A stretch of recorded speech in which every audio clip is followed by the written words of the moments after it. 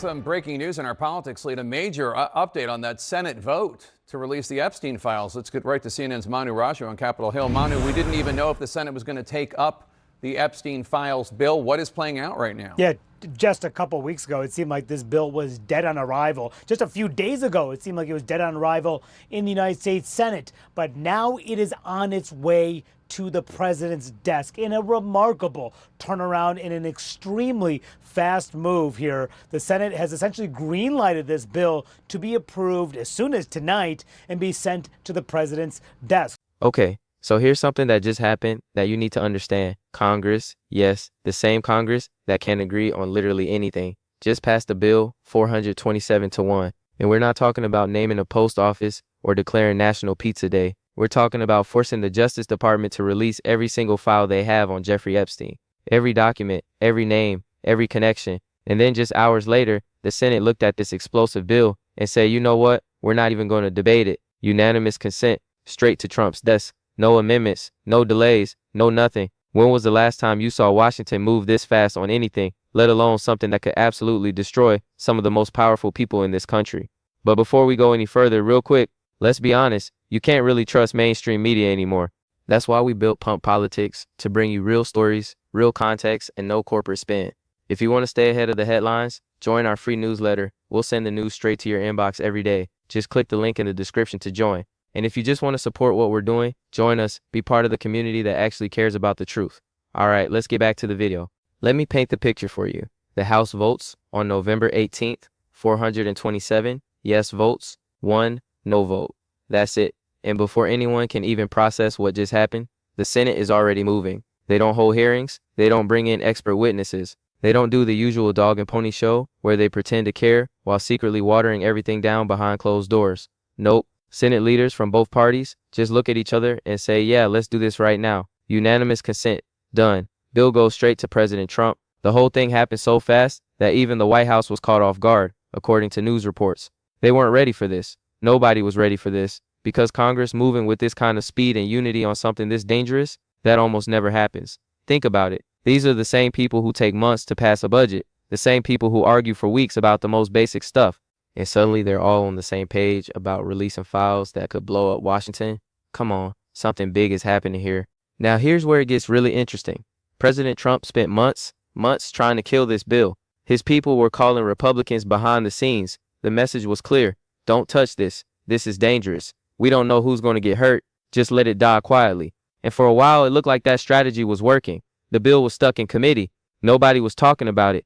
It seemed like it was just going to fade away, like so many other bills that threaten powerful people. But then, on November 16th, Trump does a complete 180. Suddenly, he's telling supporters he backs releasing the files. Suddenly, he's saying he has nothing to hide.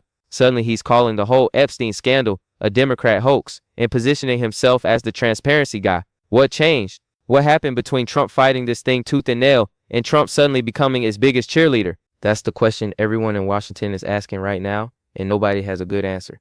And let's talk about that one. No vote for a second. Out of 428 members of the House, only one person voted against this. One. Think about what that means. You've got progressives and conservatives, Trump loyalists and Trump critics, people from safe districts and people in swing states. And all of them looked at this bill and said, yeah, we're voting yes. The political pressure to support transparency was so intense that even members who probably have serious concerns about what's in those files, maybe because their donors are connected, maybe because their friends are connected, maybe because they themselves are connected, they all voted yes anyway. Because the alternative, voting no, and looking like you're protecting Jeffrey Epstein's associates, was political suicide. That's how toxic this has become. That's how desperate Congress is to look like they're on the side of accountability. So what does this bill actually do? It's pretty simple and pretty brutal. It orders the Department of Justice to post all non-classified Epstein prosecution files online. Everything. Every interview, every piece of evidence, every document that's been sitting in DOJ vaults for years while people whispered about who was connected and who was being protected. And here's the kicker. DOJ has to deliver unredacted lists to key congressional committees, lists of government officials and politically exposed persons whose names show up in those files. No black boxes, no privacy protections for powerful people, just names. Raw, unredacted names that could end careers, destroy reputations, and spawn criminal investigations that reach into the highest levels of government and business. This isn't some symbolic gesture. This is Congress forcing the issue because they don't trust DOJ to do the right thing on their own. And now it's sitting on Trump's desk. Democrats had every one of the Epstein files in their possession for the 4 long years of the Biden administration. The Biden Department of Justice had the files the entire time.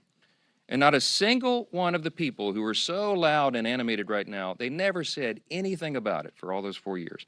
The guy who spent months fighting this is now the guy who has to decide whether to sign it, and he's already said he will. But here's the thing. Legal experts are warning that even if Trump signs it, DOJ could still try to slow walk the release.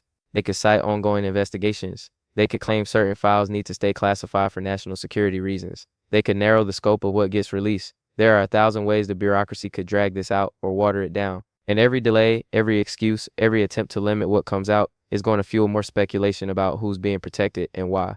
So yeah, Trump says he'll sign it, but that might just be the beginning of this story, not the end, because the real fight is going to be over, what actually gets released and when, and that fight is about to get very, very ugly. Let's break down what this all means. All right, so let's dig into how we got here, because this didn't just happen overnight.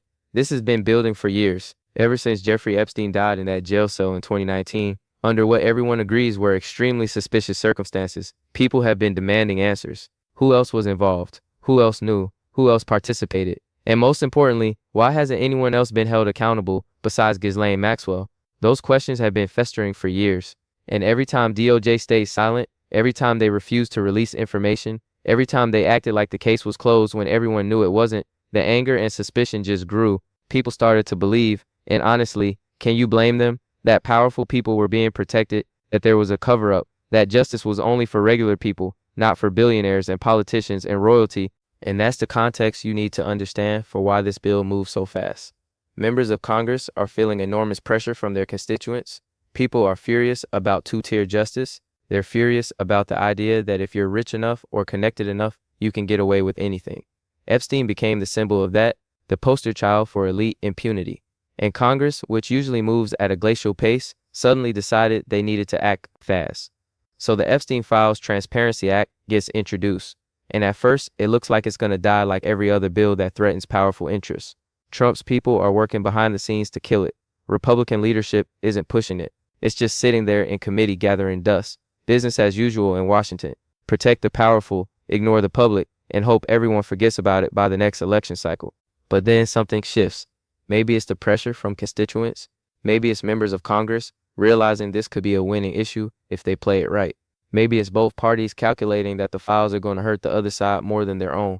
Whatever the reason, momentum starts building. Members start talking about it publicly. The media starts paying attention. And suddenly Trump realizes he can't stop this. The train is leaving the station, whether he's on board or not. So on November 16th, he makes his move. He comes out publicly and says he backs releasing the files. He's got nothing to hide. The whole Epstein thing is a Democrat hoax anyway, according to him. Classic Trump move. If you can't beat something, get out in front of it and claim you were always for it. Position yourself as the transparency champion, even though everyone knows you were fighting it behind the scenes just days earlier. And it works, sort of. Because 2 days later, on November 18th, the House votes 427-1. That's not just a victory, that's a landslide. That's Congress sending a message that they're not going to be the ones protecting Epstein's associates. And then, before anyone can even catch their breath, the Senate moves. Same day. Hours later, they don't wait for committee hearings. They don't wait for the usual process. They just pass it by unanimous consent and send it to Trump. The whole thing happened so fast that according to news reports, the White House was caught totally off guard. They weren't prepared for the Senate to move that quickly. Nobody was, because the Senate never moves that quickly on controversial stuff. The Senate is where bills go to die slowly, but not this time. This time they pushed it through like there was a fire under them. Like they were all desperate to get this off their plate and onto Trump's desk before anyone could think too hard about what they were doing. So what's actually in this bill? Let's break it down. The Epstein Files Transparency Act does a few key things. First, it orders DOJ to post all non-classified Epstein prosecution files online. That means everything that isn't a matter of national security goes public. Every document, every interview transcript, every piece of evidence that investigators gathered during their prosecution of Epstein and Maxwell. This is stuff that's been locked away in DOJ vaults for years. Stuff that powerful people probably hope would never see the light of day. And it's all about to go online where anyone can read it. Journalists, researchers, regular citizens, everyone. Second, the bill requires DOJ to deliver unredacted lists to key congressional committees. These are lists of government officials and politically exposed persons whose names appear in the files. And here's the critical part: unredacted, no black boxes, no protecting people's identities just because they're powerful or well connected. Congress gets to see exactly who was connected to Epstein and how. Now, politically exposed person is legal jargon, but it basically means anyone with power or influence, elected officials, obviously, appointed government officials, but also major political donors, business leaders who have government contracts, foreign dignitaries, anyone whose name carries weight in the corridors of power. And Congress is about to get an unredacted list of every single one of those people who shows up in the Epstein files. Think about what that means. We're potentially talking about current senators, current governors, people who are running for office in 2026, people who are thinking about running for president in 2028. This isn't ancient history. These are people who are still active in politics and business right now. And in about 30 days, assuming Trump signs and DOJ doesn't drag its feet, their names could become public knowledge. Their connections to Epstein could become headline news. Their careers could be over, just like that. But here's where it gets tricky. Legal experts are already warning that even if Trump signs this bill, DOJ could still slow walk the release. They could claim certain files need to stay classified.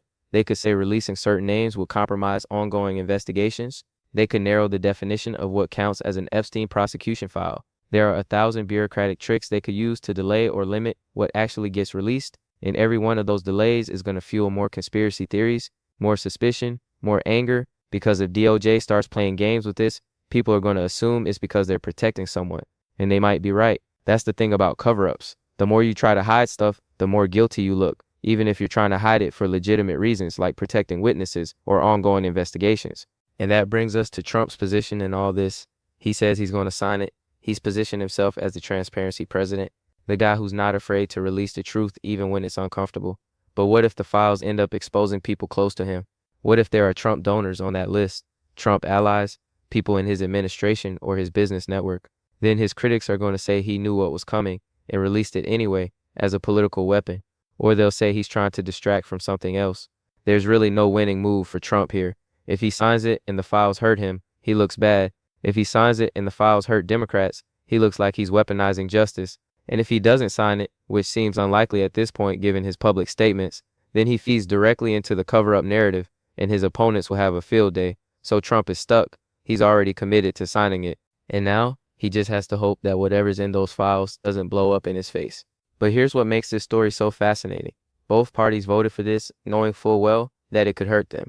Democrats probably think it's going to expose Trump world connections and Republican donors. Republicans probably think it's going to expose Clinton world connections and Democratic donors. And they're both willing to roll the dice because they think they're going to come out ahead. But here's the thing about releasing files like this. You don't get to control what's in them. Both parties might be in for a very unpleasant surprise. The files could expose people on both sides equally. They could reveal connections that nobody saw coming. They could blow up the entire political establishment in ways that neither party anticipated. And that's what makes the next 30 days so incredibly important. We're about to find out if Congress just made the smartest move of their careers or the biggest mistake. And we're about to find out who was connected to Jeffrey Epstein and what they knew. Buckle up. So let's break down what this actually means for the country. Because this isn't just about one bill or one scandal. This is about fundamental questions of accountability, trust, and whether our institutions actually work the way they're supposed to. First, this is about two-tier justice. That phrase gets thrown around a lot, but think about what it really means. It means that if you're rich enough, connected enough, powerful enough, you play by a different set of rules than everyone else. Regular people go to prison for years over relatively minor offenses. But wealthy people, politically connected people, they get sweetheart plea deals. They get their cases quietly dropped. They get protection from the system that's supposed to treat everyone equally. And Jeffrey Epstein became the ultimate symbol of that. This was a guy who was connected to presidents, to billionaires, to royalty, and he got a plea deal in Florida that was so lenient, it was basically a joke. He served a few months in a county jail where he was allowed to leave for work, released 6 days a week. That's not justice. That's a system protecting its own. And when Epstein finally got arrested again in 2019 on federal charges, people thought maybe this time would be different. Maybe this time the system would actually work. But then he died in jail under circumstances that everyone agrees were suspicious, and suddenly the case just kind of faded away. Ghislaine Maxwell got convicted, which was something, but nobody else was charged. Nobody else was held accountable. And all those names of powerful people who were connected to Epstein, they stayed hidden, protected. The message was clear. If you're powerful enough, the system will protect you even after you're dead.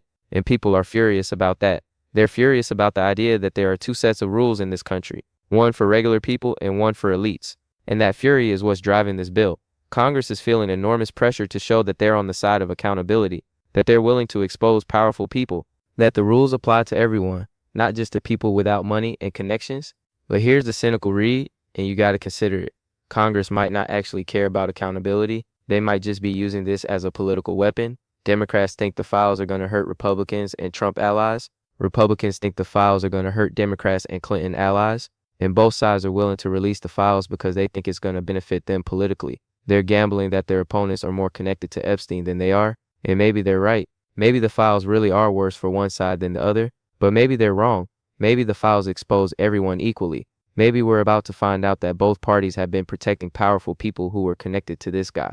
And if that's true, then Congress just made a massive miscalculation. They thought they were deploying a political weapon against their enemies, and instead they're about to blow up their own side too. That's the risk when you release files like this. You don't get to control what's in them.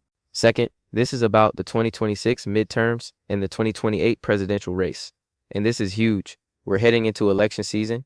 Candidates are already planning their campaigns. Donors are already writing checks. And suddenly this list of names connected to Epstein is about to drop.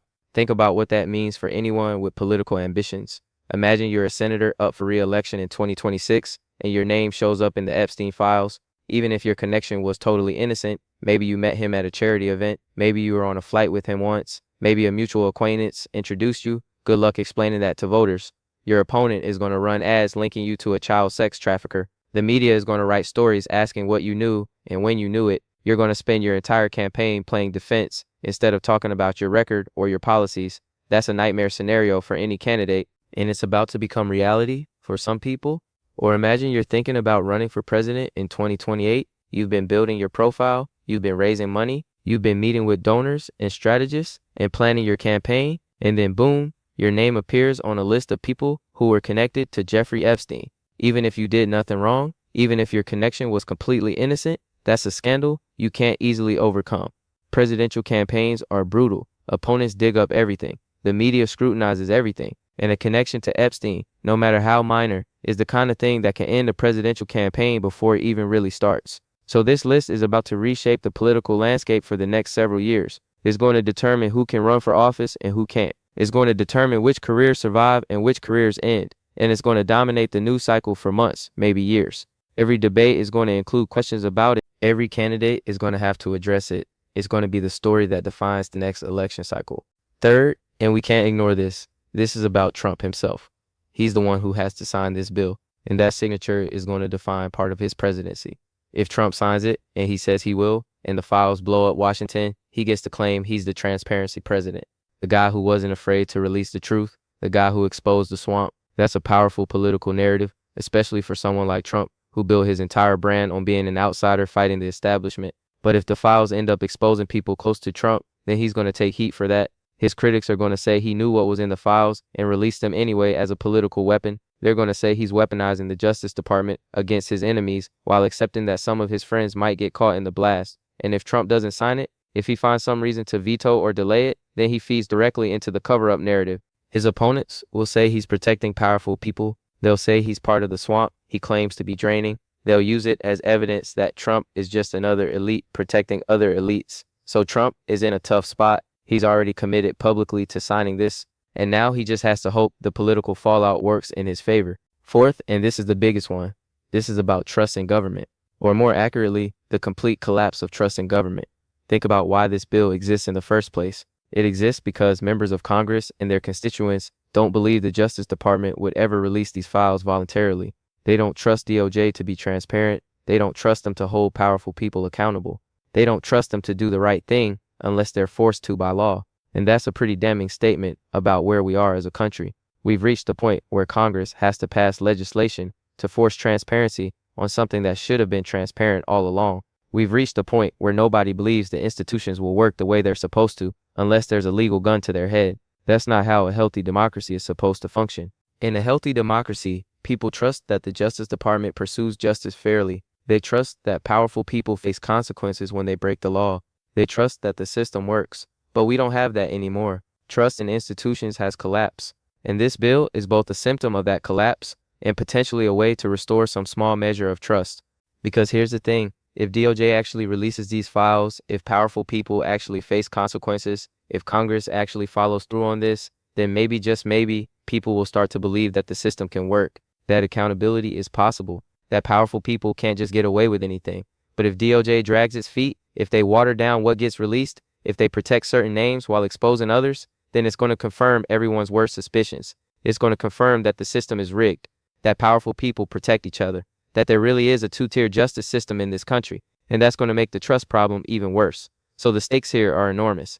This isn't just about Jeffrey Epstein or the people connected to him. This is about whether Americans can still have faith in their institutions, whether the government can still function the way it's supposed to, whether justice really is blind, or whether it's just another tool that powerful people use to protect themselves. So where does this leave us? Trump is going to sign this thing. He's already committed to it publicly, and backing out now would be political suicide, which means in about 30 days, we're going to start seeing files. We're going to start seeing names, and Washington is going to lose its mind. Some of those names are going to be shocking. Some are going to be expected. Some are going to end careers. Some are going to spawn criminal investigations. And some are probably going to be innocent people who just happen to know Epstein and are about to get dragged through the mud. That's the cost of transparency in a case like this. You don't get to protect the innocent while exposing the guilty. You release everything and let the chips fall where they may. And Congress just decided that's a price worth paying. Both parties, together, almost unanimously, which tells you just how desperate they are to look like they're on the side of accountability. Will it actually restore trust in government? Probably not. Trust, once broken, is incredibly hard to rebuild, but it's a start, and it's going to make for one hell of a show. This is the kind of story that defines an era, the kind that people remember for decades, the kind that changes how we think about power and accountability in this country, and we're about to watch it unfold in real time. Next 30 days are going to be absolutely insane. Stay tuned.